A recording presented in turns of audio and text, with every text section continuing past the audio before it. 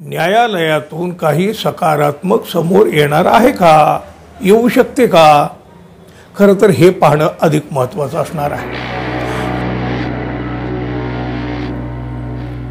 मित्रहो नमस्कार. विधानसभेच्या निवडणुकीत झालेला पराभव अनेकांना अद्याप पचनी पडलेला नाही. अनेकांना ईव्हीएम मध्ये काहीतरी गडबड असल्याची शंका अजूनही आहे. पराभूत उमेदवारांना तर संशय आहेच हो, पण विजयी झालेल्या आमदारांनाही यात सगळ्यात काहीतरी भानगड झाली आहे असा संशय आहे, शंका आहे. अहो नव्हे, आमदार शरद पवार पक्षाचे आमदार उत्तम जानकर, अहो त्यांनी तर तशी खात्रीच व्यक्त केलेली आहे ना हो. राजीनामा देण्यापर्यंत त्यांची तयारी झालेली आहे. आणि काय हो, सामान्य माणसाच्या मनात देखील संशयाचं वावटळ घिरट्या घालतच आहे ना. अशा परिस्थितीमध्ये महाविकास आघाडीच्या एकूण 27 उमेदवारांनी मुंबई उच्च न्यायालयाच्या नागपूर खंडपीठामध्ये धाव घेतली आहे. विशेष म्हणजे या सर्वांच्या याचिका दाखल देखील करून घेण्यात आलेल्या आहेत. यामध्ये माजी मंत्री यशोमती ठाकूर, वसंत पुरके, शरद पवार यांच्या राष्ट्रवादी काँग्रेसचे उमेदवार आणि माजी मंत्री रमेश बंग, माजी मंत्री राजेंद्र शिंगणे, मुख्यमंत्री देवेंद्र फडणवीस यांच्या विरोधात लढलेले काँग्रेसचे राष्ट्रीय सचिव प्रफुल्ल गुडथे, गिरीश पांडव या अशा काही मंडळीचा यामध्ये समावेश आहे. बघा, निवडणूक झाल्यानंतर 45 दिवसाच्या आतमध्ये याचिका दाखल करता येते, म्हणजे तसा नियम आहे. त्यानुसार 7 जानेवारी ही याचिका दाखल करण्याची शेवटची तारीख होती.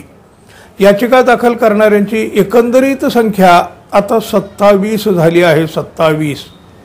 लोकसभेत महाविकास आघाडीला मोठे यश मिळालं होतं. हे बघता विधानसभेच्या निवडणुकीत आघाडीच्या बाजूनं निकाल लागेल अशी अपेक्षा अनेकांनाही होती. मात्र या निकालानंतर प्रत्यक्षात उलट झालं. अनेक दिग्गज नेत्यांना पराभवाचा मोठा धक्का बसला, त्यांना तो सहनही करावा लागला. आता बघा, काँग्रेस पक्षाचे फक्त 16, शिवसेना म्हणजे उद्धव बाळासाहेब ठाकरे यांच्या पक्षाचे 21 आणि शरद पवारांच्या राष्ट्रवादीचे फक्त 10 आमदार निवडून आलेले आहेत. विदर्भातील अनेक दिग्गज नेते या निवडणुकीमध्ये पराभूती झाली आहे. आता या सर्वांनी ईव्हीएमने निवडणूक घेण्यापूर्वी कायदेशीर प्रक्रियेची पूर्तता निवडणूक आयोगानं केली नाही असा दावा याचिकेच्या माध्यमातून केलेला आहे. ईव्हीएमने निवडणूक घेण्यासाठी निवडणूक आयोगानं नोटिफिकेशन काढलेलं नाही. निकालानंतर पराभूत उमेदवारांना CCTVचे फुटेज, फॉर्म नंबर 17 हे काहीही दिलं गेलं नाही. व्हीव्हीपॅटची मोजणी सुद्धा केली जात नाही.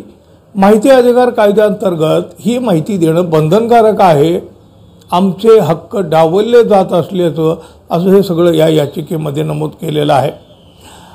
दक्षिण पश्चिम नागपूरचे काँग्रेसचे उमेदवार प्रफुल्ल गुडथे, दक्षिण नागपूरचे उमेदवार गिरीश पांडव, अमरावती जिल्ह्यातील तिवसा मतदारसंघातील उमेदवार, त्याचबरोबर माजी मंत्री असलेले राहिलेले यशोमती ठाकूर, माजी मंत्री राजेंद्र शिंगणे, सुभाष धोटे, तुमसरचे पवार गटाचे चरण वाघमारे, माजी मंत्री वसंत पुरके, पवार गटाचे सलील देशमुख, रमेशचंद्र बंग, अकोला जिल्ह्यातील अकोट मतदारसंघातील काँग्रेसचे उमेदवार ॲडव्होकेट महेश गणगणे यांचा या याचिका दाखल करणाऱ्यांमध्ये समावेश आहे.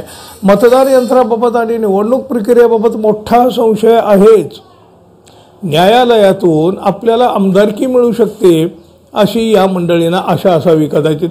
अर्थात त्यात काही गैरही नाही, पण न्यायालयातून काही सकारात्मक समोर येणार आहे का, येऊ शकते का? खरं तर हे पाहणं अधिक महत्त्वाचं असणार आहे. मुळात ईव्हीएमचा विषय सर्वोच्च न्यायालयापर्यंतही गेलेले आहेत याआधी, पण काय घडलं? काहीही वेगळं घडलेलं नाही.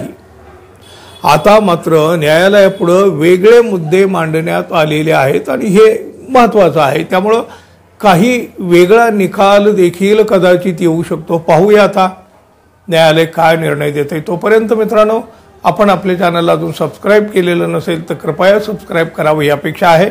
धन्यवाद. पुन्हा भेटू. तोपर्यंत नमस्कार.